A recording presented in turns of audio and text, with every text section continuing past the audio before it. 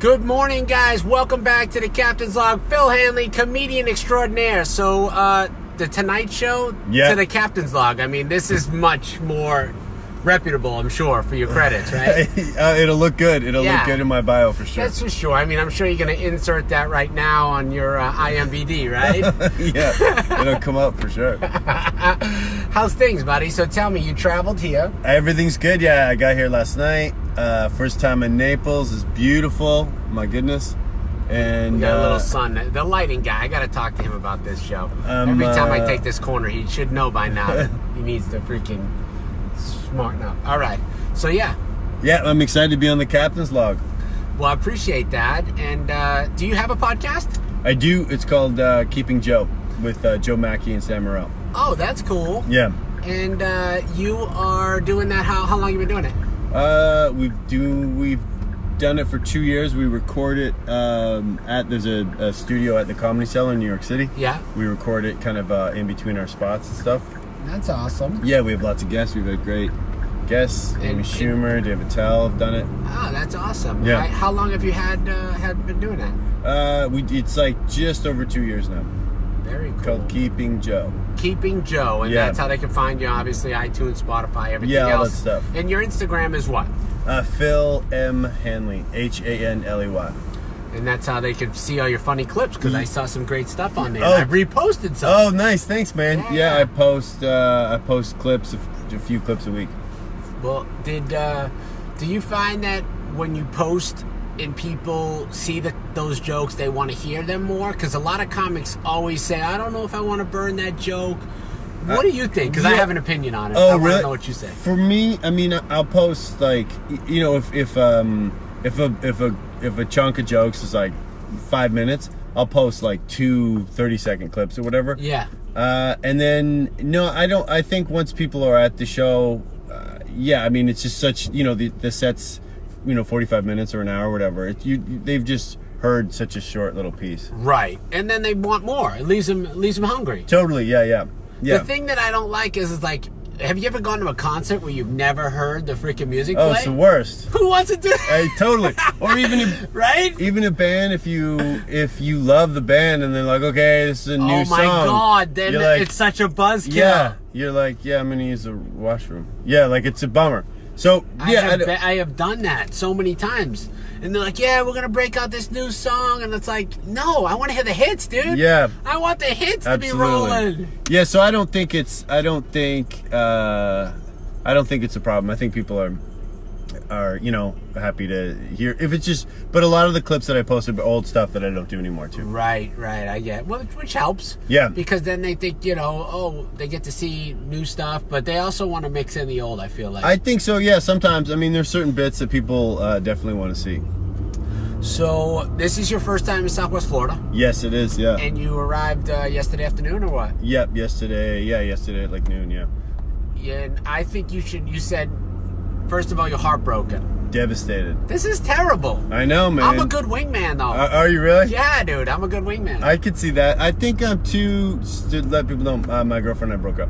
Yeah. But I think it's too raw. It's too new. I think. Do we want to get her back, or do we just want to go on a binge and just like meet a bunch of hot chicks? What are you feeling? Because both will help. Yeah. I think that from learning from experience, I've gone through 2 divorces. So. Oh, really? Yeah. Oh, God, that must really. To me, a divorce sounds so painful. I'm Canadian, so I've immigrated to the States, so I know what it's like to deal with like lawyers and stuff to get like immigration stuff. But I can't imagine dealing with the legal aspect and then also the heartbreak aspect. Like, to me, those are the 2 worst things you can deal with. Yeah, it's a buzzkill for sure. But there is the 2 factors that'll get you back to is either get back or just like go the opposite way and just hang out with a bunch of new hot, like super hot chicks. Oh, really? Yeah, I don't know. It might be too. I think it might be too fresh. I don't know. Too soon. Maybe. And then if you get back, then you got to divulge that you've been. Well, if you broke up, I don't think you have to say everything. I guess that's true. I mean, is that a Canadian law? You that honest? Jeez. These guys are so honest. Try to be honest, but I don't know. I don't know what. I definitely want to feel better. I know It's so funny when I've obviously had other breakups before. For some reason, when you're on, you have really good sets when you're heartbroken because you just connect with the people, and if you kind of express that you're like in pain, that people can relate to that. Of course. You can use that to your advantage. I totally can see that. Well, it's just a really honest moment because, you know, you've been sometimes some comedians can fall into like an autopilot type situation, but if you're when you're heartbroken, you're so alive because you just feel like you just had like a, you know. Of course. Yeah. So I'm in pain. I think you should go. They talked about like on 105.5 The Beat. We just left, and now we're going to be 103.9 on the Big Mama show. Yeah, is Big Mama going to be there? Yeah, but he's like half the mama he used to be because he lost 80 pounds. Oh, Big Mama's a male. He's a guy. Oh, really? He's lost 80 pounds. So yeah, he's still Big Mama, but he's not as big as he used to be. Wow. He's a very thin mama now. Thin mama. He looks great. He's a little lady. So the idea that they were telling you to have a drink on the beach, which I think is good too. Yeah. But if you want to just forget about everything, I gotta tell you, I think you should go on an airboat ride. Like, just get on one of those fast boats with the fans on it and whip through the Everglades, because it's like an hour and you're pretty much like almost white knuckling the whole thing. Oh, it's really fun, and you won't forget. Are we close to the? Yeah. Forgive me. Are we close to the Everglades? Yeah, you're like 30-40 minutes from a kick-ass airboat ride, like with alligators and everything. No way. And see alligators? Yeah, dude. I'm telling you, that's the move. Okay. And you will not remember anything about her during that hour because you'll be so much to look at. Yeah, that's the Everglades, the boats fast, the alligators, like it's all fun. Oh, okay, yeah, I gotta do that, man. Because you're not gonna go do that in Ohio. Like, this is a one-time shot, bro. Yeah. So, all right, well, I'll have to get you to recommend. Or tell me how to do that. Yeah. So like, there's like Speedy Johnson. There's a bunch of places, but anyway, I totally recommend the airboat thing. You can go to the beach almost anywhere still, which is good. You got to go to the beach, check that out, relax, do that thing. But the airboat, in my opinion, that's like, you're not going anywhere else to do that. No, yeah, airboat, that sounds like it. Yeah. And you're in Everglades National Park. It's the second largest national park after Yellowstone. Really? Yeah. Whoa, okay, I just drove through. I was on the road and a flight got canceled and I had to drive, and I drove through Yellowstone. Oh, very cool. Yeah, it was amazing. Yeah. Well, so we have the Everglades, and that's where you got to go down and check it out. Yeah, and I've never been to the especially Everglades. since we dodged the hurricane. Yeah. It's like pristine. Because a few years ago, when we had Irma come through, like, you look at all these trees, there was nothing on the trees, just branches. Really? Yeah, so like when you went to the Everglades, like all the mangrove trees were bare. There was nothing. Like they were just branches just everywhere. So it wasn't even green. It was weird for like, 9 months, 8 months till it grew back. And a lot of it got destroyed, but it grows back fast, comes back. Yeah, no, I think that's a great recommendation. I'm full of good recommendations. Yeah. Yeah. And then, so you've been single now. Wait, why did she break up with you? Did you do something, or did she just shock you with this? No, yeah, it was kind of out of nowhere. Kind of out of nowhere, and it was... Those are the worst. And it's still, I mean, it's not I'm not helping you, I know that's bad. It's not official, but it's only been like 3 days or so. Okay. And then while she's what's wrong with her? On the road? She left you on the road? It's dude. So I know. I don't think she knows what happens when people go on the road, but yeah, this would be something you'd want to do like midweek when I'm in New York City. Right, when you could talk. Yeah. And cuddle. I know. No spooning. No spooning. Nothing. No. I'm sorry about that. We have a dog.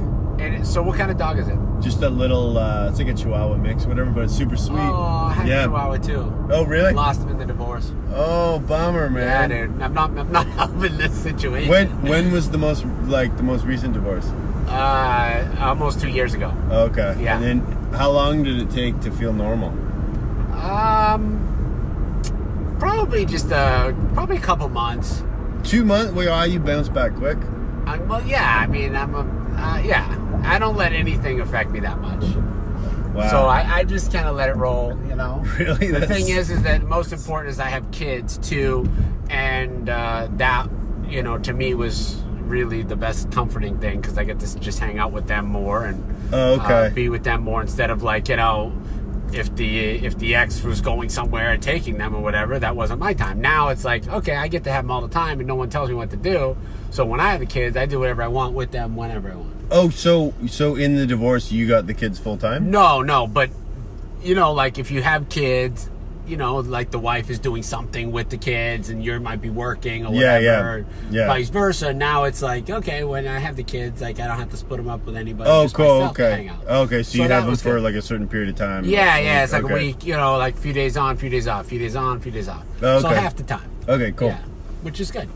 But you don't have kids. No. You're young though. Yeah, but I don't have kids. Are you thinking about it? I mean, I love kids. I have a nephew that I talk to every night. Really? Yeah. We FaceTime every single night. That's awesome. How old is he? He's 11. Very cool. Yeah. Very cool. And FaceTime's a hell of a thing, isn't it?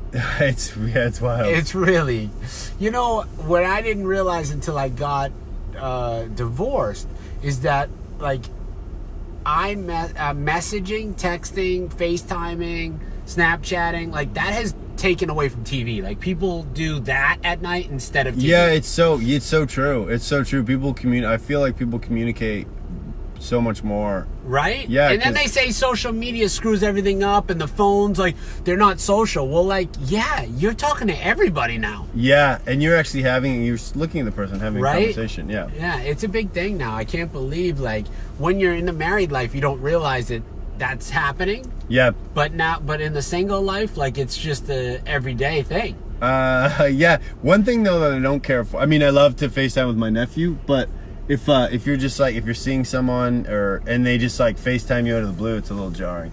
Is it? I think so. I do it right in the shower. Are you serious? I'll answer it. I don't care. Right in the shower. You FaceTime me. Yeah. Listen, if it's that important, I'm answering. I pretty much answer the phone like no matter what. Although in the past year and a half, I've scaled that down. When I was married, you could have called me, dude.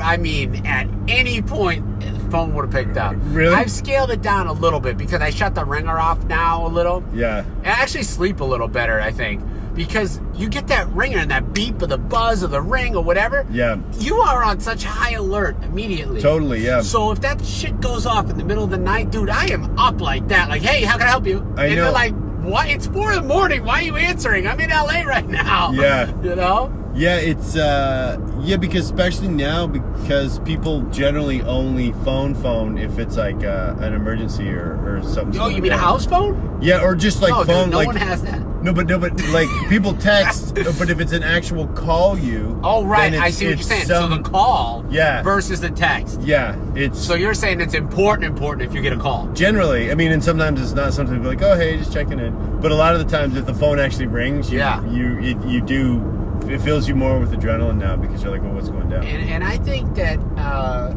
as time goes on, what's going to be the next thing? Like, I was talking to my son, right?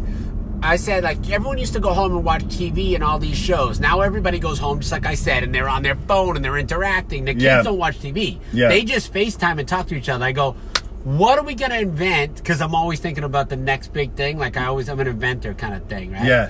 What are we going to invent that when in 5 years when we go home we're not going to watch TV and we're not going to FaceTime? Like, what are we going to do? I don't know, but I mean, it could be I mean, TV was the thing for like 50 years, right? So it could be way down the road, but I don't know. It's interesting.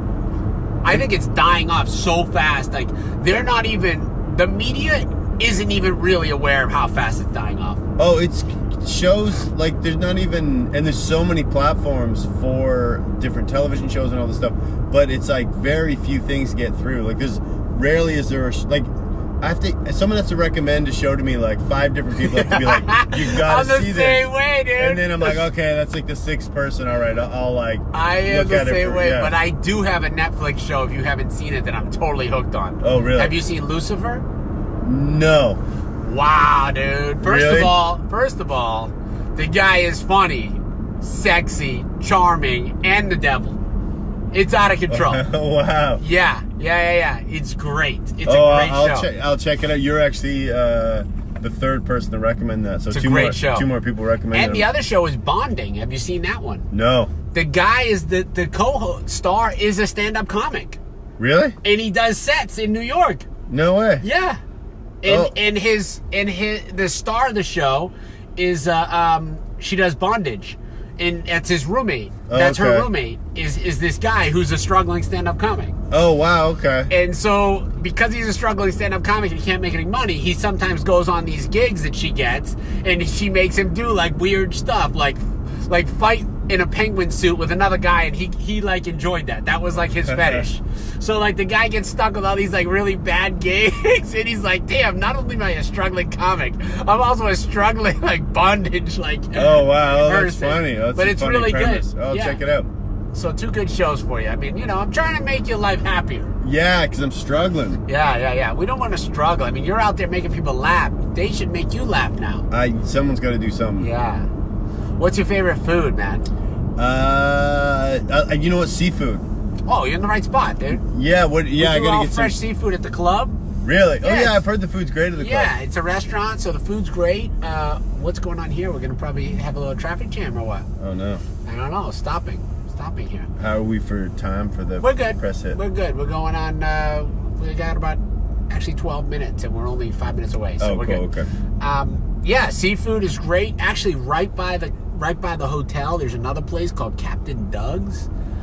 Doug's Seafood. You can get a killer lobster roll, Maine Ipswich fried clams, all kinds of like really good New England seafood. Really like, because he's from Maine, it's really authentic. Oh, that's killer. So you gotta hit that spot. Captain Doug's near me. Yeah, it's right near you. All right. And then when you come to the club, of course, we have all fresh seafood. We roast everything, our own beefs and steaks, and we cut our own fish fresh, everything. Yeah, it's because comedy clubs often do not have good food. Yeah, we're a restaurant for sure. I mean, people, like 90% of the customers that come eat. They don't just come there to drink. Okay. So that's why I think you asked about the show times. Yeah. That's why I said the show times are earlier, because everyone eats. So like it's dinner and show. Oh, okay. That's why it's not like a late like party thing. And plus Naples, like, you know, a lot of the demographic doesn't stay out till midnight. Yep, a lot of people keep telling me that a lot of people that live here are like older, but I haven't seen that many old. I guess I haven't been here that long. No, well, you know what? It's not. It's just that the fact that we have tons of young people here, but you're always going to get the overflow of old people as well. And I say old, like 60 to 75-year-old people in Naples are not 60 to 75-year-old people in freaking Ohio. Yeah. These are like active, like, you know, you're like, damn, how old are you? Like, you know, the women come out looking like they're like 30. You know how that works. Yeah. Well, yeah. Money's a hell of a drug. Amount of money, and Vancouver's like that too. The people are just like they're just active people. Super active, right? Yeah. Which so makes that's all the difference. It's a totally exactly. The whole vibe is different. Like, you don't even realize you're laughing next to people that are in their 60s because they you know, you think that they're so young. Yeah. And hip. Yeah, totally. They're not like walking in with walkers and a broken hip, you know, like up north, because that's a rough climate to live in, right? Yeah, I guess that's true too. I mean, that would make a big difference. It looks so pleasant. Is it like this all year round here? Like it is like this year round, bro. Wow. Non-stop. Because it's not even, it's like warm, but it's not like dry and it's gross. 88 degrees though. Wild. Isn't that weird? Yeah. It feels perfect, right? Yeah, it does. It feels but now if you go north, like to Orlando, it's freaking hot as hell. But we're right on the Gulf, so like that's as hot as it gets, you know? Wow, okay. Like when it was, we had a couple, like a week of like 95 to 98 degrees. People were posting like, it's so hot, we're dying. And I'm like, yeah, well, it's Florida in the summer, but honestly, that was hot for us. Yeah. And even up north, though, it gets that hot some days. You have like 95-degree days. Oh, totally. New York this summer was just brutal. It was right. Just, like unbearable. But it wasn't. It was like gross hot. This seems quite pleasant. Right, exactly. Well, anyway, Phil Hanley's at Off the Hook Comedy Club. You're going to see him tonight through Sunday. 6 shows. One funnier than the next, I promise you. Go to offthehookcomedy.com. Find Phil on your Instagram. What is it? Phil M. Hanley.